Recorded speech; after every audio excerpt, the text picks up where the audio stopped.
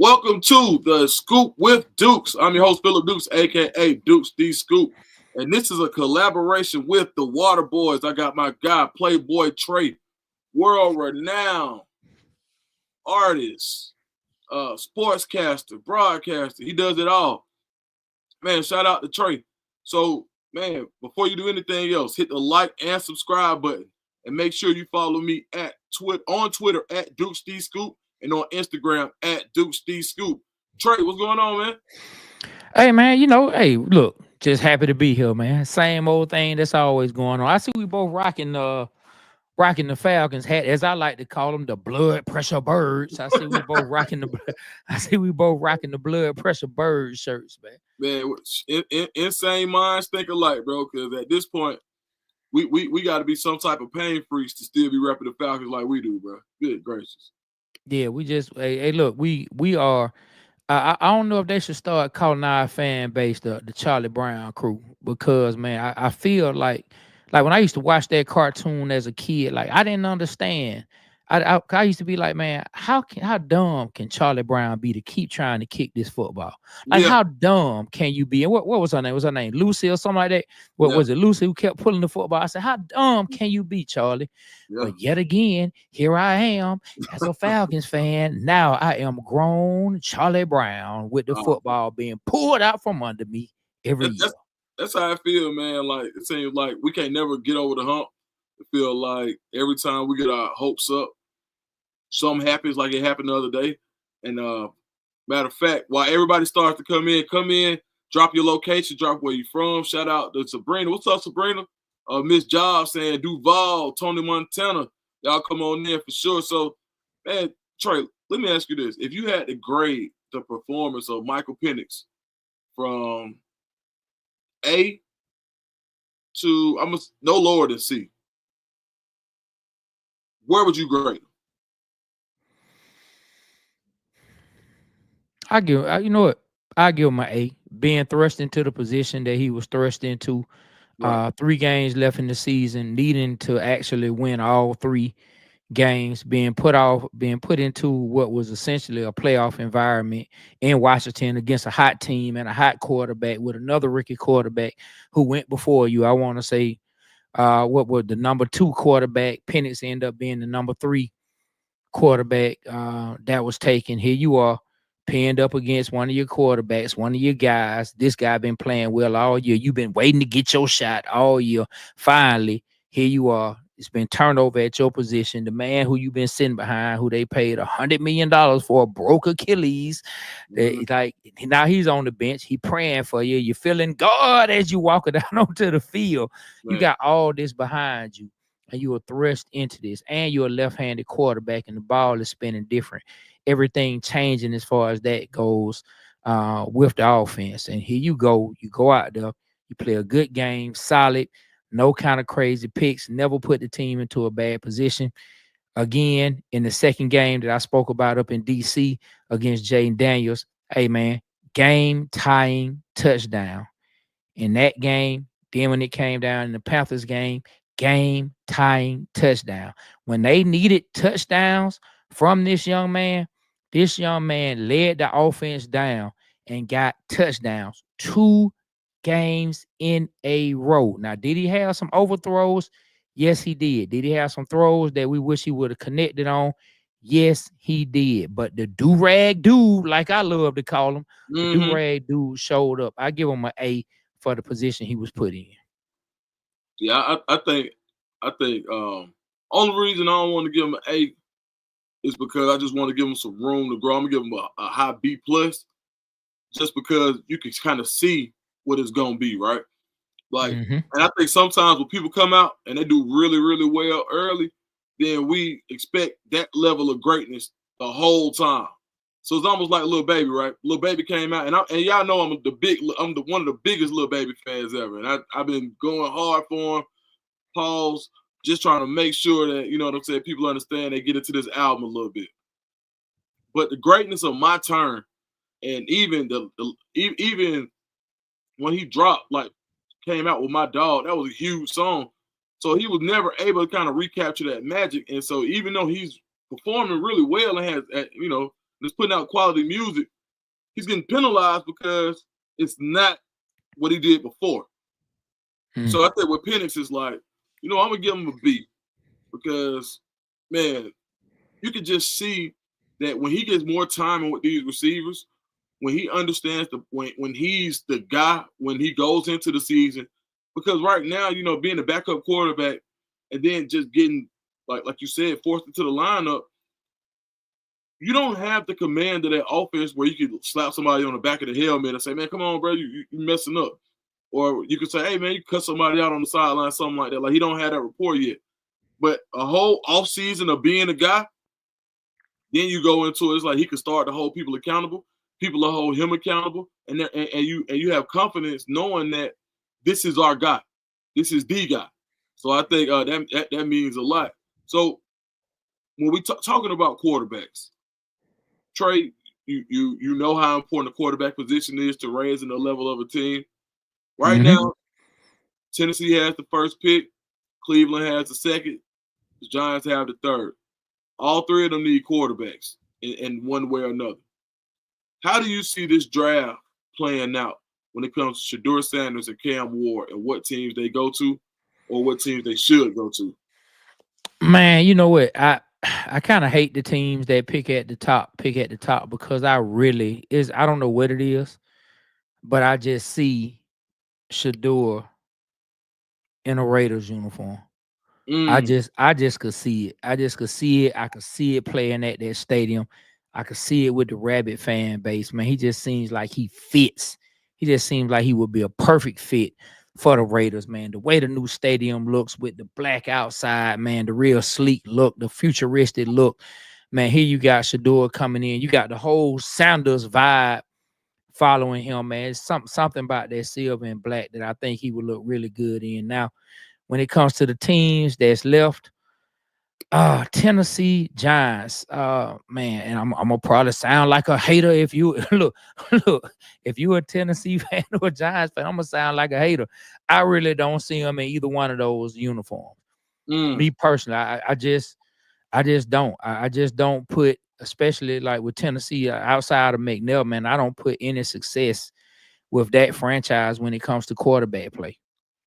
So outside of Steve, I don't put, you can't, in my eyes, you can't tell me, you can't attach any success to the quarterback position in the last 20 years, in my personal opinion, when it comes to the Tennessee Titans, man. Vince Young came there for a second. He was the man, at Texas, but man, look how it shaked out. The man ended up in Philadelphia, talking about their super team. You know what I'm saying? Like backing up. You know what I mean? I just can't imagine Shedeur being in like a Titans jersey. But I think he will end up being the number one pick.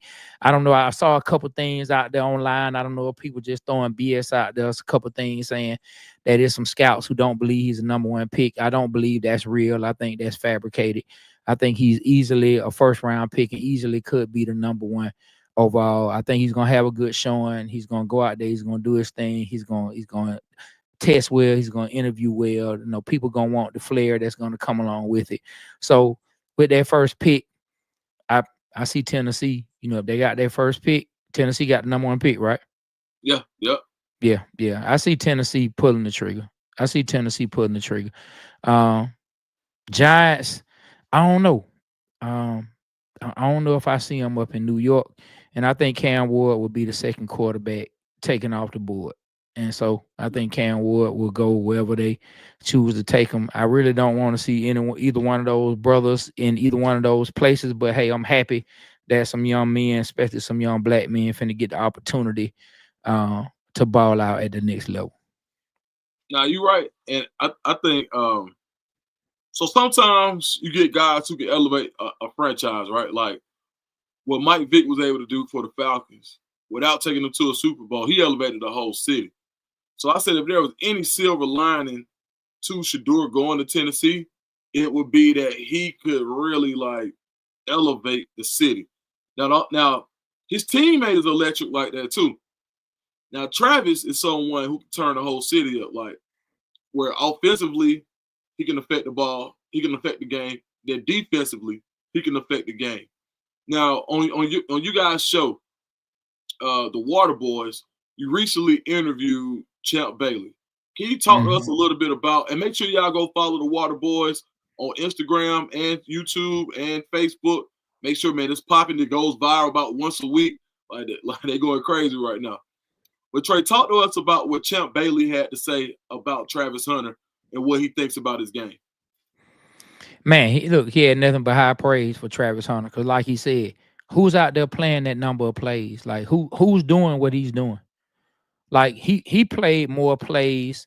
Like Travis played more plays per game than Champ did, and Champ played a game of snaps per game, and Travis was well above Champ's number. He had nothing but admiration. He had nothing but praise for him. His main thing, he said, man, who out there? That was his exact word, man. Who out there playing? Who out there playing both ways like that? Tell me, who? Yeah. Who out there doing that? That was basically his question to me and B Rich. He was asking us, like, man, like it ain't need to be no discussion on what he's doing, because who out there doing what he's doing?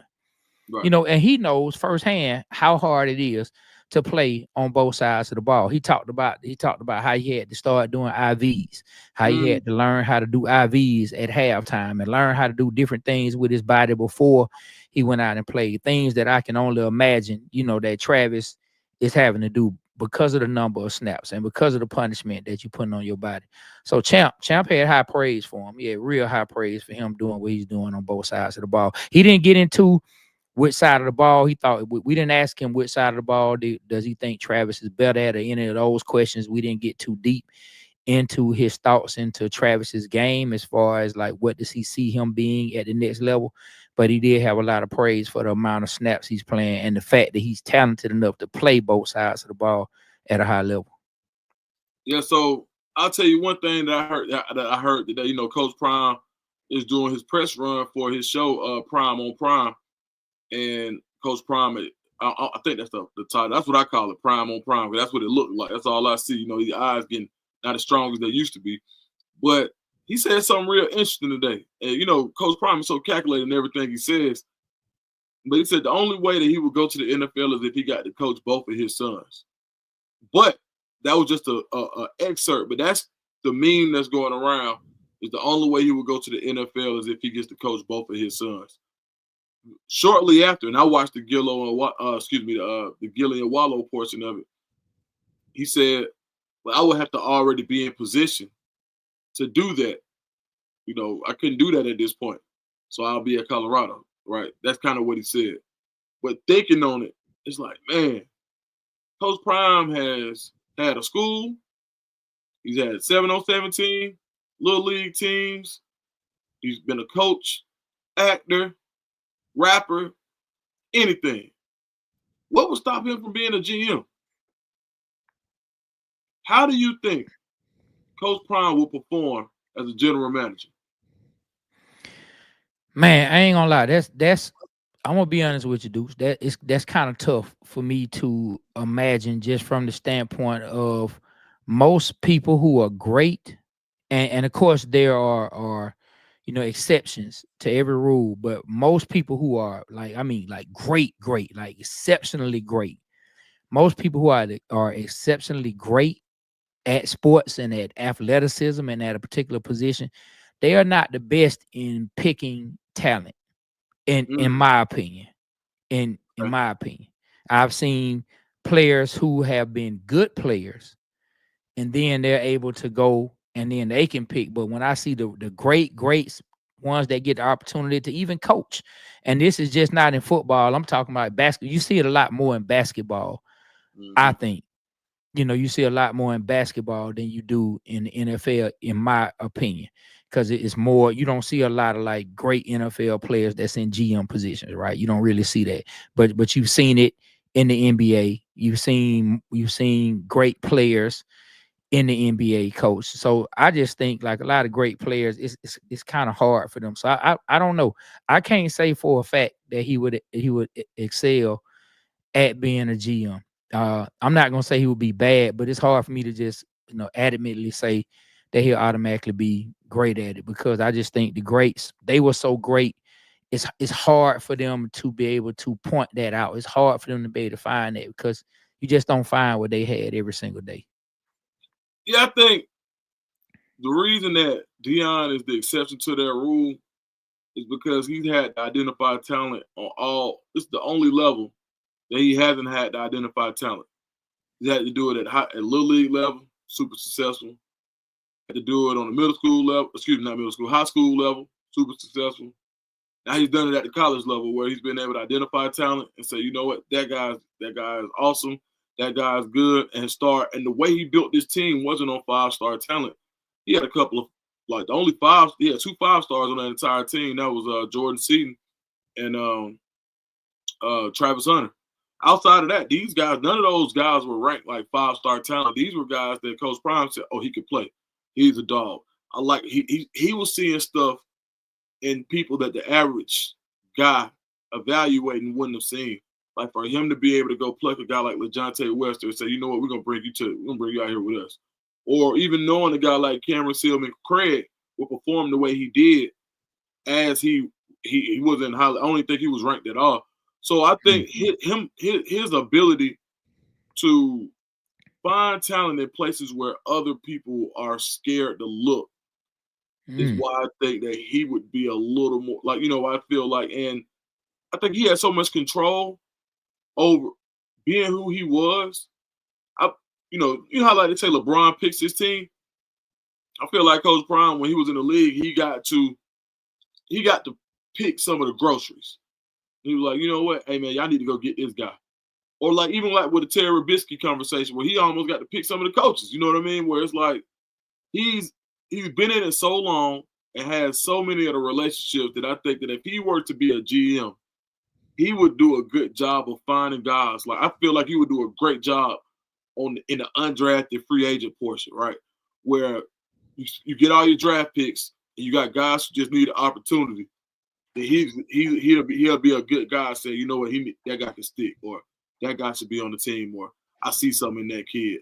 And then he's got the greatest boss in the world because ain't gonna lie, like I done seen it personally. He said, man, God told me to tell you something. And there's a lot of people who say, man, Coach Prime just rapping and that ain't what he really doing. But man, to have somebody who literally moves on his heart in a league where everything is ran by data, I think it could be a breath of fresh air if that were to happen. Now, we've also seen when guys have total control, it don't work that well, right?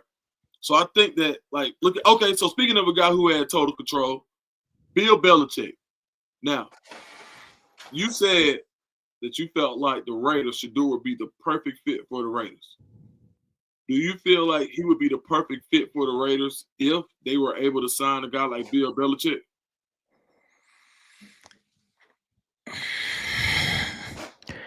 No, I don't.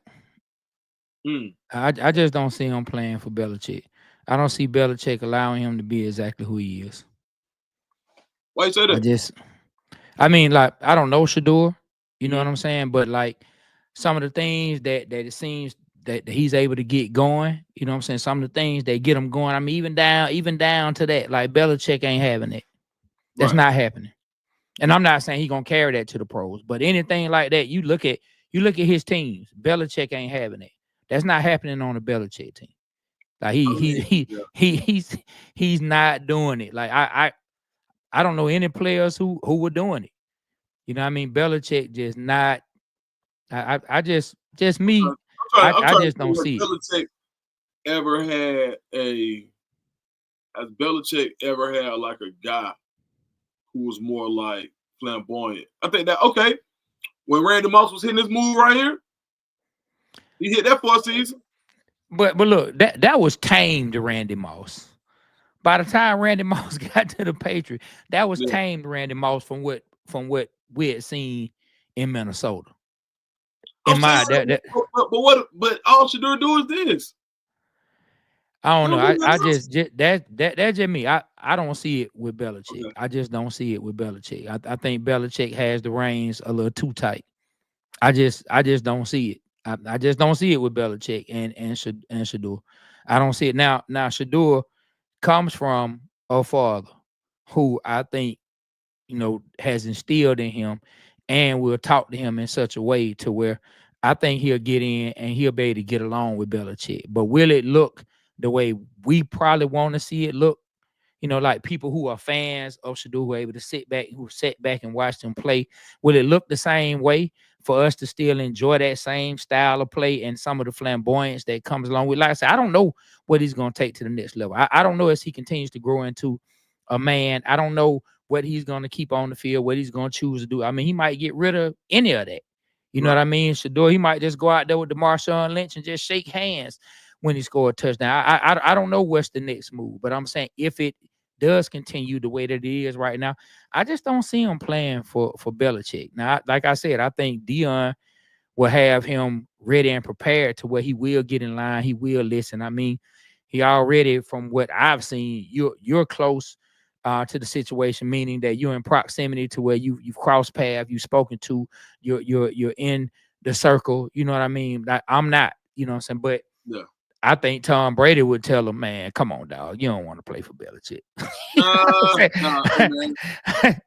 I think Tom Brady will tell him, hey, dog, look, he gonna have you prepared, but you don't want to go play for okay, Belichick. but this thing though, right? So it's like you said, because I think more so than anything, I think by Belichick taking that North Carolina job, I think he understands that it's not 2025.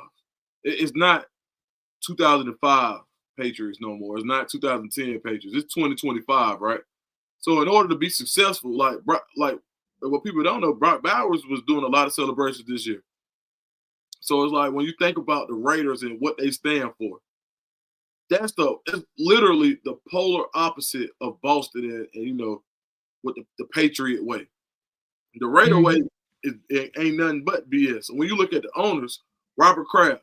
All right, so you look at, we're gonna talk about that in a minute too. How like the first two interviews announced by a team happen to be two DEI Rooney Rule hires, right? You're like, oh, got that out the way. Now we can go get our guy who's gonna do the Patriot way. Because the Patriot way seemed like it was more so about Kraft, the owner, than anything. Yeah, Belichick, showed him some stuff, but after that, like he got rid of Belichick and got rid of Brady before Belichick. I think that's going to be interesting too. So they say Tom Brady reached out to Belichick. That's the word. How do you see the dynamic of that situation when they already fell out and now Tom Brady will be the boss instead of Belichick being the boss? I mean, it would be interesting. I mean, if Brady, passed the word and said, hey, I want Belichick to come in and coach the Raiders, that would be very interesting, especially with a young quarterback. But man, Belichick just gonna have to show me, like, the way things ended. I know we go off track record, and a lot of people, hey man, Belichick won this and he won that, and he did. And Belichick, we can argue, is the greatest NFL coach ever. I mean, like, I don't think there's any argument on his schemes and his defensive schemes. He's hands down one of the best defensive coaches ever. You know what I'm saying? When it comes to head coaches, he's won. You know what I'm saying? The most. Like, nobody is disputing that. But the way he goes about doing things, I think that's a lot of Belichick. I mean, I have to disagree with you. I don't think it was Robert Kraft. I think that's all Belichick. I think that's the way Belichick loves running his stuff. I think everything came down through Belichick. I think Belichick finally got Robert Kraft to believe that everything was getting ready to be done with Tom Brady. And the reason Kraft got Belichick up out of there because he was able to look and say, you know what, you were wrong. You convinced me that he was done, and he wasn't. He didn't win and got a Super Bowl, and now you done left me with a bunch of crap. You got to go. I'm sorry. You had me get rid of him when y'all could have stopped the bickering and the fighting and the little boyism, whatever y'all had back and forth with the little pissing contest. Y'all could have stopped that and we could have won some more Super Bowls. But no, you had me get rid of him. I sided with you because a coach's life can be longer than a player's, and Tom was getting a little long in the tooth. And look what he went and did. Now Belichick, now you got to get up out of here. But I think it was Belichick's. Belichick's word. Yeah, we'll see. Because hold on, this is a good one right here. Yeah, I'm telling you. Yeah, that young honey got him slipping because it's a new Belichick. Now this man got a 20. Now see now we got Belichick now. If y'all seen Belichick's son, he looked like a wild boy. So he just hired him as the defensive coordinator at North Carolina right now. So we saw Belichick going out to recruit, which nobody thought they could see Belichick doing. Belichick got the young girl, so she probably. Belichick been had a young girl though. That ain't nothing new. You think so? Yeah, man. If you look about the girlfriends they've been talking about, Belichick had for the past like 5, almost 10 years. Belichick been had him a young chick. Got young to him. Belichick, how old? How I mean, look. How old do you have to be to not be young to Belichick? You know what I'm saying? Belichick is wet. You know how old is Belichick? Man, Belichick give him a woman who 30, boy. She's super young. He give him a woman who 40. Yeah, yes. Grunt was wild. Yeah, Grunt was wild. But hey, Grunt was. That's a good one. That's a good one. But he was. He just, yeah, it was. Yeah, he was there. So, but you know what? But Grunt didn't act the fool a lot on the. I don't know. Them old Belichick route, like I just can't see him playing for. And I tell you, it looked different for us because it looked like such a boring brand of football, right? Because you knew what was going to happen, and like it wasn't a whole lot of excitement for anybody outside of New England. But so, they won. Yeah, because they were doing all the winning, right? Grunt, you had guys like even when you hear Ocho Cinco talk about playing up there, he was like, man, I had to kind of change who I was a little bit, but I think it was more so he had to change who he was in the locker room. Because the field, I mean, by that time, they weren't doing all that craziness. But let me ask you this. All right, so look, we're going to change gears a little bit right quick. Mm-hmm. All right, so behind your head, can you like move and show us what that plaque is right there? Let me see. That bad boy right there. Yeah, what's that? Man, that's a platinum plaque. That's a platinum plaque for performing and writing on the Strange Clouds album by B.O.B. Okay, yep, that's a platinum. That's a platinum plaque. 1 million sales as a writer on the Strange Clouds album. I wrote on maybe like eight or 9 songs on that album. All right, so for those that don't know, man, Playboy TRE was one of the most renowned songwriters and artists in Atlanta. Had a crazy verse on that B.O.B. and T.I. Bet I Buzz, right? Oh yeah. Man, let me ask you this. Like before we get to my next part of this, what was it like? Did you know that Tip was I knew you had already done a lot of work with B.O.B. But did you know that Tip was going to be on that song too? And it was going to be a song where everybody was just going crazy lyrically. Like, did you know he was going to be on there? No, so actually it's a song that me and Bob did first. Okay. Me and Bob did the song. It was just me and Bob on it. Like when we first did the song, it was just the 2 of us. You know what I'm saying? And then it started going crazy. DJ started liking it, and reached out to Tip. Tip said he'll jump on it. Bam. There was Tip. And hey man, people loved it. People respected it. Yep. So what was it like? So a lot of people feel like on Atlanta's Mount Rushmore of lyricists, you got T.I. and Andre 3000. So 100%. For you to get on a track with Tip, you found out he was getting on it. Did you feel like you wanted to change your verse, or did you already know? You were like, nah, that's hard enough. Oh, I already knew my verse was dope. You know what I'm saying? I ain't even gonna lie. I already knew my verse was dope. It was nothing I felt like he was gonna come with that was gonna make me want to change that particular verse. Like we had already been performing that verse. People were already reacting. It was just a matter of, and then, to everybody, to people who hadn't heard of me, I was the new guy, man. What is this new guy going to say? What is this new guy verse going to talk about?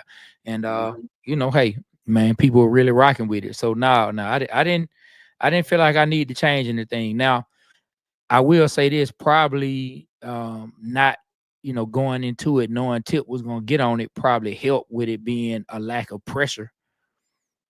You know what I'm saying? Like had I known off the rip Tip was going to be on it, you might have felt some pressure. You know what I'm saying? Right. Hey, boy, Tip about to be on this, boy. You cannot come in here playing. Right. You know what I mean? You cannot come in here playing. But to give you even more background, to be honest, man, I didn't even want to get on that song. What? when Bob first played me the beat, Right. I didn't want to get on it because it was a song where I had to rap double time. You know what I'm saying? Almost. And I had never done double time ever. And I was like, man, I'm straight, dog. He was like, man, I'm telling you, man. He like, I'm telling you, man. Just take it home with you, ride to it, and see if you come up with something. So I jumped in my car. He was staying in Midtown at that time. Jumped in my car. From the time it took me to go from Midtown to Stone Mountain back to my house, I had the verse. I went in, recorded it, emailed it to Bob. He called me immediately. Wow. Yeah, he called me immediately and said, boy, you got you, boy. And so I said, okay. Yeah, you snapped. Like that verse hard, man. Yeah. All right, hey, Trae, this is a question for you. Miss Job said, did Jermaine Dupri write also, or did he just produce? Write and produce. Like he's still writing. He's still writing and producing. You know what I'm saying? The Money Long song, man, that was just a #1 hit that he had. They just he wrote on that? Yeah, that friend. Yeah. That twin. How have you been? Yeah, man. They produced that. You know, now if Jermaine wrote on that, I'm not sure, but I know he produced on that one. Just like he produced on the Pressure record. Yeah. You know what I'm saying? The Pressure for Ari Lennox. Yeah. Produced on that. He's still doing it. Yeah, Jermaine the truth. Jermaine wrote a lot of stuff for us. You done been in the studio with everybody from Atlanta, bro. Everybody. Like, it ain't nobody I could think of. Is it anybody that's from Atlanta on the rap scene that you haven't been in the booth with, or just been around in the studio in the writing session, anything, just been around that you wish you had? Man, it's been a few people that I haven't been in the actual studio with them. Jeezy, that's one. Was never in the studio with Jeezy. I don't think. I mean, I've been around Jeezy one time. Well, crazy story. You know what I'm saying? That we had to say that story. We had to say that story for one night. But that was a crazy story that Jeezy comes out of nowhere. But it's kind of funny. But Jeezy, I would say 2 Chainz. Now I did write on the Headband song. I did write on Headbands with Bob and 2 Chainz, but I've never been in the studio with 2 Chainz. You know what I'm saying? I know him. You know what I mean? I know him. Been around him, but never been in the studio with him. Gucci, never been in the studio with Gucci. Man, Gucci Playboy TRE. How do you think that would come out? Like, man, I would have loved to do something with old Gucci, man. What, yeah, you man? know, funny thing about it, like I it would be interesting to see how it would turn out, cause Gucci he definitely was a character back then, but you ain't no telling what Gucci might say on the song. Or do. You know what I'm saying? Oh yeah, it ain't no telling what he might say on the song or what might happen in the studio. Yeah. You know what I mean? So yeah, man, I've been blessed to be around some real dope people. You know, I've been blessed to be in the studio while Bob and Future were working on something. I was there. I've been blessed to be in the studio with a few really, really dope artists, you know. So yeah. All right, so as far as for someone who actually has a platinum, a real live platinum plaque, what a lot of people dream of and can never say. When you talk about sports, a lot of times people say athletes always want to be musicians and musicians always want to be athletes. Now there's a time where athletes, it's not really people can really be athletes currently and go put out. Back in the day, it was only Deion and it was only Shaq. That's it. Now you got guys like Dame Lillard. You got LiAngelo Ball. You got. I was just about to say, but he got him his own. People calling it a hit. People really, really, really, really, you know what I'm saying, attaching themselves to his song. People really rocking with him on that song. Hey, I'm happy for him. Man, so look, my whole thing. So for somebody who got the track record that you have, your 4 top athletes / rappers, your Mount Rushmore of athletes / rappers, singers, whatever. You can go back to what's my man who used to sing the national anthem. Oh, what was his name? Basketball player, Wayman Tisdale. He did jazz, I think. You can even go way back to Wayman Tisdale. But your Your Mount Rushmore of athletes / rappers, musicians. Man, number one, Dame. When it comes to rapping, number one, Dame. Dame Lillard. That dude really can rap. Like I would sit and listen to Dame Lillard. Oh wow. Straight up. Yeah. Like if he wasn't an athlete and I heard his music, I would listen to Dame Lillard. Like Dame is dope. If you haven't heard Dame Lillard, check him out. Like Dame, he really can rap. Trust me, like he really can rap. Man, you know what? I'm gonna go with somebody young just because she used to do work with one of my young artists, man. I have respected her ever since she was real young, man. Flage, man. I'm gonna throw Flage on there.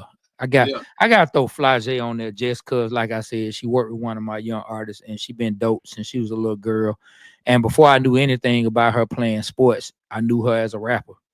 You know, met her when she was like 11 years old. You know what I mean? I ain't know nothing about her becoming a ambassador. And all of a sudden I look up one day, people telling me Flage one of the top players in the city. I'm like, what? When did that happen?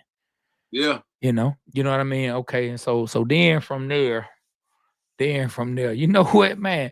I'm gonna give him his props, man. I'm gonna give a Big Diesel, man. I'm gonna give, man. You can't stop the rain, man. Shaq and Biggie, man. You can't stop the rain, which is actually a dope song. If you haven't heard it, go and listen. Shaq, Biggie Smalls, You Can't Stop the Rain. I promise you, that's a nice riding song. It don't even matter. And then last but not least, man, I done went all hip hop, didn't I? I done went all hip hop. Man, who do I want to give this last slot to? You know what, man? Even though he only had like, you know what, man? Nah, man. I'm gonna go ahead. I'm gonna go. I'm gonna keep it home team, man. Man, must be the money, man. Must be the money, man. You know what I'm saying? I'm gonna throw Dion on there because it must be the money, man. It must be the money. I can't even do the dance, my man. Was doing. I don't even know the dance Dion was doing. Boy, I don't know what Dion was doing. Boy, Dion, boy, I don't know what Dion was doing, boy. Hey, that's how you know Dion was athletic, cause that man looked like he could have tore a damn ACL doing that dance. But that man had his shoulders back. That man had his back bent, and I don't know how he did it, dog. Hey, man. You know what I'm saying? You know what's funny though? Hey, check this out though, Trae. Man, so the other day, I'm gonna tell you my favorite Dion song now. He had this song with MC Hammer on Street Fighter soundtrack. They just for real? It's called Straight to My Feet. So I had to go do my research on it. Bruh, it only got released in the UK, but the song went top 6 in the UK. It would have been the biggest song he would have got credit for. So one of those nostalgic Instagram pages brought it up the other day. This low-key been going like a little slick viral. Like the game posted it. A bunch of rappers been posting it. Like Dion's not even reposting every time somebody posted. It's called Straight to My Feet, man. It's a little vibe, dog. Like Jean-Claude Van Damme in the video, all type of crazy. What is it about? What it? But please tell me it's about some shoes. Man, they talking about the music put you straight to your feet. They dancing. Oh, Dion okay. in the move. Okay. Man, first of all, in the video, I ain't realized Dion was so big playing cornerback. Man, Dion like a linebacker or a safety for sure. Like I'm like, damn. They were talking about Dion was like, they make you think Dion was slim. Dion's strong right now. Like for real. Look, to your point, Champ Bailey talked about the cornerbacks, his Mount Rushmore cornerbacks. And when he talked about Dion, he added Dion to that list, right? And one of the things he said was, to him, Dion is one of the people who started the big corners, right? Mm-hmm. He said that Dion started the big corners. When we put that clip out, all kind of comments were coming about, man, what is Champ talking about? Dion was not a big corner. And I'm like, I don't know, dog. Like I never looked at him like that until Champ said it. And then I'm like, Dion wasn't a small dude. A lot of corners were shorter than Dion was. Dion was not a small cornerback. And I never looked at him as a big corner myself. But like when Champ said it, I'm like, hey, I trust a fellow, he's a fellow Hall of Famer with Dion. If Champ said it and that was his teammate at one point, then hey, he won the big corners. Period, point blank. End of Man, story. listen, Forget what they saying in the comments. man. Listen, man. The folks said sit. Hey, so even when you watch Deion in the dunk contest, he ain't look small. Like I don't know if you remember that when they used to do like multi-sport dunk contests back in the day. It was like Deion and I think who else was in it? Deion was in them dunking backwards, all type of stuff. They had Barry Sanders was in it. Like they had like a multi-sport feature. Athletic. Yeah, man. But Deion looked like like Deion ain't like no small guy, man. I'm gonna see if I can find it right quick. Man, I see Atlanta culture talking about Kobe rapped in French. Man, hey, I ain't gonna lie, I almost threw Kobe on my Mount Rushmore. Kobe, my favorite basketball player. So hey, man, whatever Kobe did when it come to rapping, hey man, throw him on there too. We'll make an extra slot for Kobe. You know what I'm saying? So We'll make an extra slot. Man, yeah, let me ask you this though. Let me ask you yeah. something, dudes. I read. Why do you think most athletes want to be rappers and most rappers want to be athletes? I think it's like because they both forms of expression that a lot of people recognize. So on the field, you know, you can express yourself in ways where you can be recognized without having to touch everybody who recognizes you. And the same thing with music. You can express yourself and be recognized without having to touch everyone who recognizes you. And I think there's so many similarities in it, in the confidence that it takes to perform in front of that many people, that you look at like you growing up being a baseball player, you know what I mean? Me growing up playing different sports, like having the ball, even to take the last shot at LA Fitness takes some level of confidence. And I think that's what it is. I think like there's a certain amount of juice that it takes to be successful at either. And I think if you have that juice in one, you can have it in multiple fields.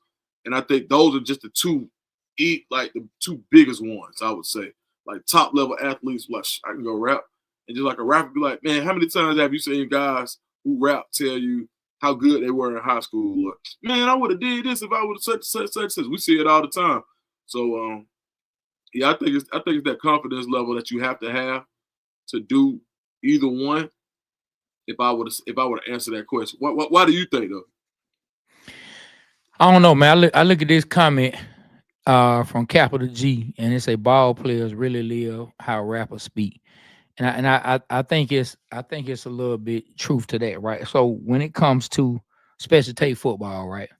A lot of Mm-hmm. players win. A lot of players they in the helmets. Some of these guys don't even know what they look like unless they the top guys, or unless you heavily entrenched in the sport and who Right, is this player and who's that player, like someone like yourself. right, Most people don't know. So I've seen a lot of athletes, man. They be in the spot. Back in the days when I was really kicking it, a lot of athletes be in the spot, man. They got money, they chilling, but don't nobody know who they are. Even the females don't know who they are. Here come a little rap dude, don't have half of what they have, and everybody know who they are. Man, yeah, who is this dude? Why he getting attention and I'm not getting the attention? Then on the other end, the rappers watching the athletes throw money in the air and ball out with money that they really don't have. It looked that way in the videos, but they really right, don't have it. You know what I'm saying? yeah, The athletes can pay the rapper to come do a show for them. Hey, get up there and do a show. I'm gonna have you come do my birthday party. So the rappers, which they Ray had, J and the, Floyd. hey man, what's man? It's so many Jay-Z lines. I can't remember one, but Jay-Z had a line about, you know what I'm saying, I'm getting money like a ball player. Somewhere you are a player. I forget the song where Jay-Z said that. I'm one of the few rappers getting money like a ball player.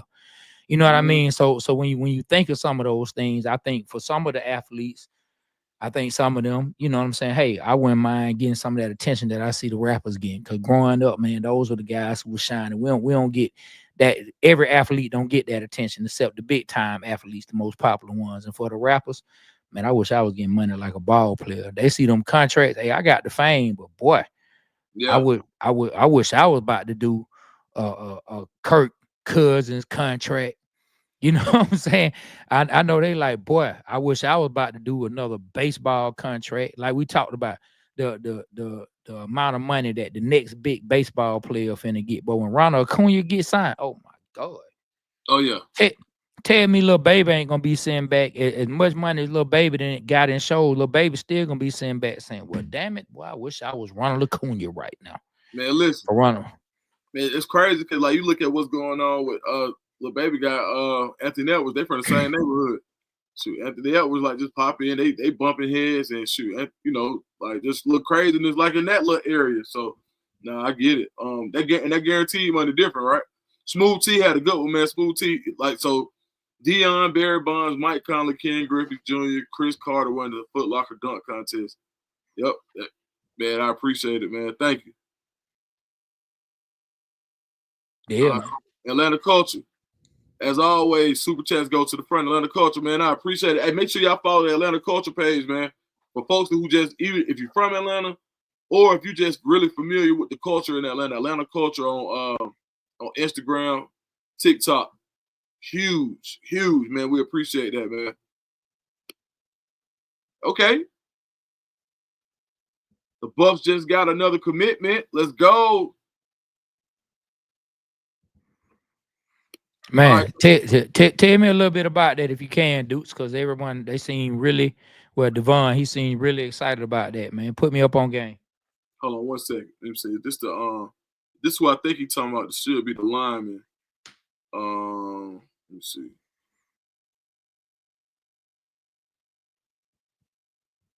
It was a guy that I knew they were really high on, but they thought they were gonna get from USC. So this is gonna be, let me put a little text in. Matter of fact, I'm gonna come back to that one because I want to make sure I speak correctly because I ain't seen it. I haven't seen that it happen yet. Yeah. Devon said break that first. Yeah, nah, man. I'd rather be right than first. Man, let me make sure I do my research, man. For sure. There you go. Always. Like that's if I ain't learned nothing else, man. A lot of times, like in this industry, people chase stories, man, and you can do and just as much as you can do to pump yourself up, you can hurt yourself by going out with bad info. So one thing y'all can do when y'all trust me is to get something from Dukes to Scoop. I done vetted it. So if I don't know, I ain't gonna say just because it's cool. Aretha said, "What up, Duke? Checking in for Baton Rouge. What up, Aretha Burden? What's that? We got my dog with Trae in. Aretha, send some of that gumbo up here to Atlanta. I'm in Riverdale. Ship some gumbo up here from Baton Rouge. Come on now. Man, come on now. Send some gumbo up there. Send some of that good Louisiana gumbo up this way. I know you know how to make it. Somebody in your family know how to make it. Send that gumbo recipe this way. Man, so Trey, I know you've been on 30, 40, 50 city tours, international tours. What's your top 3 cities that you eaten in? Top 3 cities for food and all the places that you done been on tour. Man, so I ain't gonna lie, I always enjoy food in Austin. You might not hear that a lot, but Austin had a lot of like real dope food trucks. Austin was dope. Chicago was dope. Chicago? Yeah, Chicago got good food, man. Look, when you go to Chicago, just don't get caught up in the fake deep dish pizza. You know what I'm saying? Like, but they had like, man, I remember they had the good steak sandwich, man, with the au jus sauce, man. We went to this restaurant, man, where they give you this big old bowl of au jus sauce, get the steak sandwich, dip it in the au jus sauce. Oh my God. The Italian beef. I just gained 3 pounds thinking about it. You know what I'm saying? You know what I'm saying? I just gained 3 pounds thinking about it, man. And if I had to throw another city out there, man, I mean, of course, and I didn't just go to this city on tour. I've just been to this city a lot, man. New Orleans, man. New Orleans got, man, hey, man. You know, forget the Saints fans, but shout out to the New Orleans food. Boy. Man, you know, we went to a restaurant. I had on a Falcons hat, and they brought everybody their food and didn't bring me mine. Hey, you owe somebody. And then when I said something about it, they just bust out laughing. They thought it was too fun. Then they finally brought it to me afterwards. They finally brought it to me. But at first, they purposely forgot my food. That's a good one, though. That because the Saints-Falcons rivalry is a fun rivalry. Like, Alabama, Auburn, stuff like that, like, it ain't really fun sometimes. You know, it get too much. That's a real fun rivalry. Like, I done seen people talk really, really bad about folks in other rivalries. This one is kind of like, we're going to go down to y'all city, cut up. Y'all cannot see the cut up. You know, after the game, it's gonna be all good. You know, but them two of the, I'll tell you what, they two of the more African American fan bases that actually go to the games in the NFL. Like I think, man, top 4 black cities for the NFL. The top four Mount Rushmore of NFL teams for the culture. Blackest NFL teams. Who you think? Oh man, Atlanta, New Orleans, Baltimore. Atlanta, New Orleans, Baltimore. Man, who I want to get that last one to? Atlanta, New Orleans, Baltimore. Those three are locked. Atlanta, New Orleans, Baltimore. That's a lock, hands down. Those three is a lock. I want to say Houston. Hey, look, I seen a lot of Cartiers at the Detroit game too. Hey, look, not that they popping now. Yeah. Now that they popping. Yeah, not that they back popping, boy. Not that they back popping. Right. Man, that fourth one kind of tough. I know the top three, like in no particular order. Like right. I'm not putting them in no particular order, but it has to be Atlanta, New Orleans, Baltimore. Like that's just black. You know what I'm saying? Straight up, man. Straight up, dog. Straight up. You love to see it, man. You love to see it. Somebody said DC. You know, what they used to call? Didn't they used to call DC Chocolate City? Yeah. At one point, yeah. So DC or Houston, it has to be one of those two. Number 4 or Detroit. So those three. Now, who I don't know.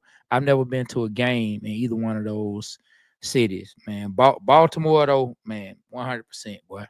Black. Yeah, black. You can see it, and a lot of times you can see it at the stadium when you watch the game, right? Like some games, you can just look at the crowd, you can say, "Well, it's a lot." You know what I mean? Like you be like, it's a lot of. Oh, I forgot a team. They just been terrible, and that look, it says a lot if I say your team terrible because I'm a Falcons fan. Yeah. So that says a lot. If the Jaguars get themselves together, that would be another one. Duval, Duval. They going to the game in Duval. Man, look, if Jacksonville get themselves together, Duval, the Jaguars would be one. I mean, boy, all you gonna see is grills in there. Everybody gonna have a grill. Whole team gonna have a grill. Whole team, coach, GM, everybody gonna have a grill. Let them start winning. They're gonna be grilled out, man. They would go on that list. I'm not saying they're number 4. I'm just adding them to the list of people that you could put in there. No, I mean, because I love to see, like, even in like college football, like when I was taking all these trips to different stadiums, like that's all I did for the past 2 years in the fall, just really just go to different teams and go to different games. Going to see everybody's culture, right? Like for college. So pros, I'm looking forward to that this year, like going to more pro games and seeing how people tailgate. So I've been to New Orleans, I've been to Atlanta, and I've been to Miami game. I've been to a few. But I still ain't seen nothing that beat Atlanta yet. Like, and maybe just because I know where to go, I know a lot of the people tailgate. But dog, you can literally just walk from tailgate to tailgate. The other day at the game, they had 3-4 concerts. Like at the game, you come outside the game, they out there. It's a concert outside the game. Like, do you think the Falcons care too much about how fun it is to go instead of what's going on the field? I can't say the Falcons care too much about it, but our fans, we like Atlanta just different. And we all, even those of us who say we need to pay more attention to winning than what's going on with the entertainment. But Atlanta is an entertainment city. Like as much as we may run from it, Atlanta is an entertainment city, and that's gonna come with it. Like it's just gonna come with it. People want to see the Falcons win with a little bit of flair, and I'm sure we would take boring. Trust me, we would take boring just as well. Like I'm not gonna act like we wouldn't take boring winning, but I think with a little flair will make it even better. Because man, when they win, man, Dukes, I ain't got to tell you, we from the same city, man. When they win, folks were done partying, man. They were doing all kind of Cupid shuffles in the airport when we went to the Super Bowl. Like, man, we act the fool down here in Atlanta, especially when we winning. Like the city just different. But when the Falcons winning, the city just different. The city just different when we win. And so a lot of people do feel like too much importance is put on game experience, and that's one of the things Arthur Blank prides himself on. And even I've said, hey, Blank, stop selling us on $2 hot dogs, my guy. We need championships, not $2 hot dogs. But at the same time, when I go to other cities, I went to the Tampa Falcons game. Man, it felt like Casey Kasem was DJing the darn game. I'm talking, dog, I don't think they played one rap song. Like, I'm like, man, like I don't even think I'm tell you, man. I ain't even gonna say what I said because I don't know if your audience can handle the joke I was just about to crack. But I will say this, man. Even Taylor Swift would be asking for a little more black music, boy, if she was at the Tampa game. I'm just gonna put it like that. But I ain't have no rap music. No, I mean, dog, you play a whole game in 2024 and you don't have not one rap song. I mean, not one. Not one. I mean, I'm just like, what is this? What's the top 40 with Casey Kasem on Sunday afternoon? What is this? Right. I don't know what this is. Like, so their game experience to me is trash, and they won the division. So all their fans can tell me I'm stupid and that I'm an idiot and I don't know nothing. And that's why the Falcons suck. Yeah, you might be right, but at the same time, I don't want to go to a game where I don't hear anything that's enjoyable to me. I want to enjoy myself at the same time. Period, point blank, end of story. Yeah, nah, you're right, man. I think I tell you what, like I done been to plenty of stadiums where they swag surf. It ain't nothing like the swag surfing in Atlanta. Nothing like it. Ain't nothing like when you see somebody swag surfing in Atlanta. I done seen it in Arkansas. I done seen it in Auburn. Auburn, they love it. They bring FLY down. They brought them down there this year, and then try to treat them crazy, man. Like, matter of fact, my partner E, man, shout out to E. Like his one of his cousins is in FLY, and they came down. I'm on the sideline. E come and we kicking it, and then they the entertainment that they brought, and they was treating them like they were parents sitting in the wrong spot. But then it was just a bad vibe. Auburn got their ass kicked like that day. So like I think next year when FLY comes back, they're gonna treat them better and everything gonna go better. You know what I mean? The swag surf will be better. But I seen them. They had, like, so you see the little flag I got up here. That's the flag they gave out at the game the other day. And man, they had that flag going with the swag surf. I never seen nothing like it, bro. It was like being at a high school. It was like being at a Dub Southwest game back in '96. Like, that's how it felt. Like, it was like one of them type of environments. And we still lost. And the stadium wasn't even packed. You feel me? Like, it's just like so I can't wait until the Falcons have a team. Like, we get it there 20 years. Like, you had a team like the '98 that went 14-2. Then you had what's calling them went crazy that year. Matt Ryan, Julio, them. Like, they went crazy that year. But Falcons win the Super Bowl. It ain't gonna take but one. We're gonna win. Look, dudes, I tell people all the time. I know we got a few people on here who not from Atlanta. We have some who are from Atlanta. But if you've never been to Atlanta, you might not know what we talking about. I'm telling you, there's no environment, in my opinion, that could compare to what the Benz would look like or State Farm Arena for the Hawks would look like if either one of those franchises became a winning franchise, a perennial winning franchise, like just constantly coming to a Falcons game on a Sunday night when the Falcons are winning. The atmosphere is going to be ridiculous. Coming to a Hawks game when the Hawks are in contention and the Boston Celtics or the Los Angeles Lakers or the hey now with the Cavaliers and the way they balling, or with Philly come to town, or you just name anything. When Ant-Man come to town, I'm telling you, when the New York Knicks come to town, if the Hawks are playing good ball, there's no atmosphere like the city of Atlanta. But we just cannot match it up at the same time. We cannot match it up at the same time, the winning with the atmosphere. Yeah. If we can put those two things together, it's going to be nothing like it, man. It's nothing like a Hawks game when the Hawks are playing well. It's nothing like a Falcons game when the Falcons are playing well. When they really, really, really playing well, it's ridiculous. I'm telling you, man. No. And if you were there during the Michael Vick era, oh my God, and it's not me overlooking Matt Ryan because I'm not. Everybody who knows me, anybody who may have heard me talk before, know Matt Ryan, one of my favorite quarterbacks. But man, the atmosphere was crazy. But when we had, when we had this guy, but when we had this guy showing up, boy, you say I still got the Vic bobblehead though. When we had that guy showing up, man, the atmosphere was, I mean, it was ridiculous. It was straight up ridiculous, bro. Hey Trey, before we get out, I want to try something. All right, What's I up? want to see if I could play this song and we can hear it. Let me see.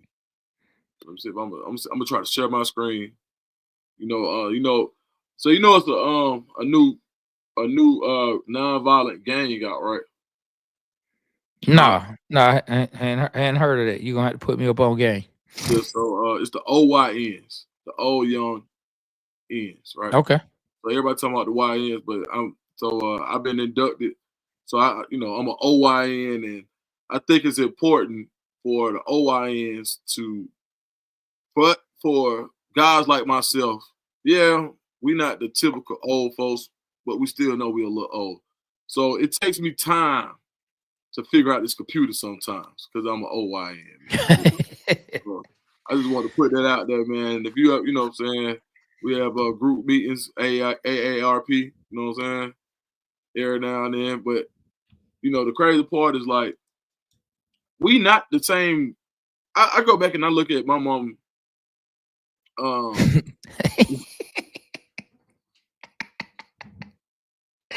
Hey, boy, she might have done snap OYN using finger pistols, boy. Yeah, man, finger pistol with a switch on it. You hear me? Yeah, boy. Hey, that's funny. Yeah, it is, bro. Now hold on, I'm finna try to share this right. See, and then we'll see it. That's too funny, boy. That got an instant laugh out of me. That's too funny. OYN using finger. Hey, man. Hey, you can see the Trey. No, all I see is okay. Now I see. Oh man, hold on. What's going on here? You see it? This the old Dion video. Okay.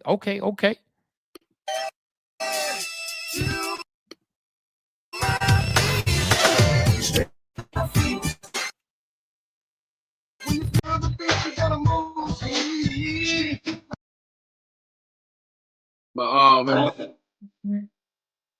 you doing?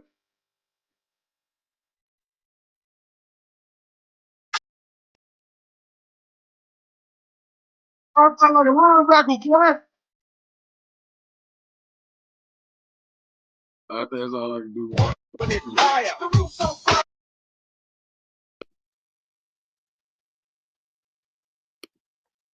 Boy, Prime was hanging out with a gangster, boy.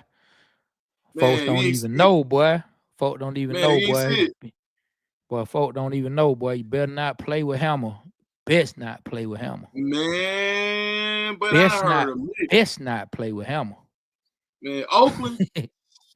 My partner was Mr. Fab, man. That was my dog, man. Fab used to tell that's stories, my dog too, man. That's my dog too, man.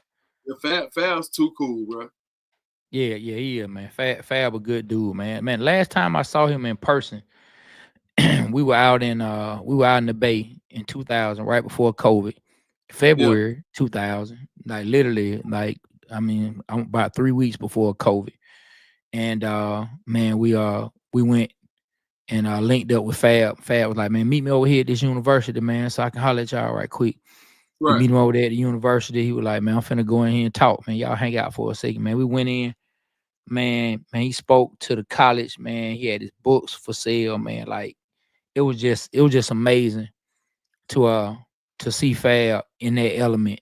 You know what I mean? And when I think about all the things, the negative things that people say about rappers and hip hop, and I mean, you remarked on what the peanut butter lover has said about, when it comes to Coach Prime allowing rappers being around. When you see a rapper and a hip hop artist in the element that Mr. Fab was in, and see the way he was able to reach the people, and just how eloquent, like man, just like the way he was able to talk, the way he was able to like just get you just wrapped up in the stories that he was telling and the uplifting that he was doing. It's amazing, man. I don't have nothing but love for Fab, man. Nothing but love for Fab. Nothing. Man, Trae, man, we done had an hour, dog. We got up to 560, which ain't bad. We ain't promoted. Just people coming in and rock with us, so I appreciate it. Where can everybody find you on social media and YouTube? Hey, so look, you can find me on IG, and that's at Trae Play, TREYBOYPLAY, or you can find our podcast, which is the Water Boys Show. That's Water Boys with a Z, THEWATERBOYZ Show. And you can find us on IG, Facebook, YouTube, all at that handle, the Water Boys Show. Yeah, that's what it is, man. And so I appreciate my boy Dukes. I'm gonna have to tell you that Jesus story, and then I'm gonna have to tell you another story MC Search told us about Hammer after third base had dissed Hammer. I'm gonna have to tell you that story one time. Oh yeah, don't just come back next week. We can talk about it. We figure out how to run it on both channels next week. Yeah. It's all good. I gotta tell you that, boy. Hammer wasn't playing no games. I believe I heard that too. I remember when I heard Big Boy say somebody will try to play MC Hammer in front of Outkast. So I don't know if you remember that clip. They was like, man, Hammer beat your ass. I don't know what you talking about. Like, what? Like, hey, you know, it'd be funny sometimes too, man. Like people play folks because of what everybody else said about them. Don't even realize, like, bro, you so out of touch. You playing somebody soft, or you playing somebody weak, and got no idea what's really going on. So. And the folks that don't mess with nobody, them the ones I don't mess with either. So, nah, for sure, man. Well, I'm gonna say this on that, and then I'm gonna let you close out. I'm sorry. We all put here on this earth by the Creator. We all the same. Whether you think you tougher or not, whether you look at somebody by the way they dress, by the way they speak, by the way they dance, where they come from, we all put here by the Creator. Like ain't nobody better than the other one. Play around with somebody and think you any different, and you might meet somebody who send you right back to that same Creator. So you better stop playing. Return the sender. Hey, boy, I'm trying to tell you, boy. Better stop playing out here, man.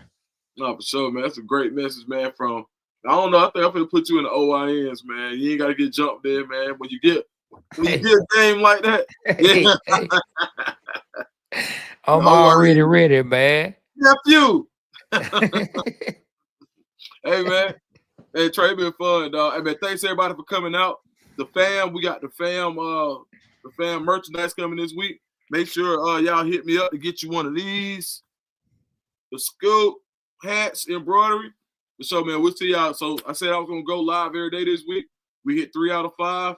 We're gonna go again tomorrow. All right, see y'all, man.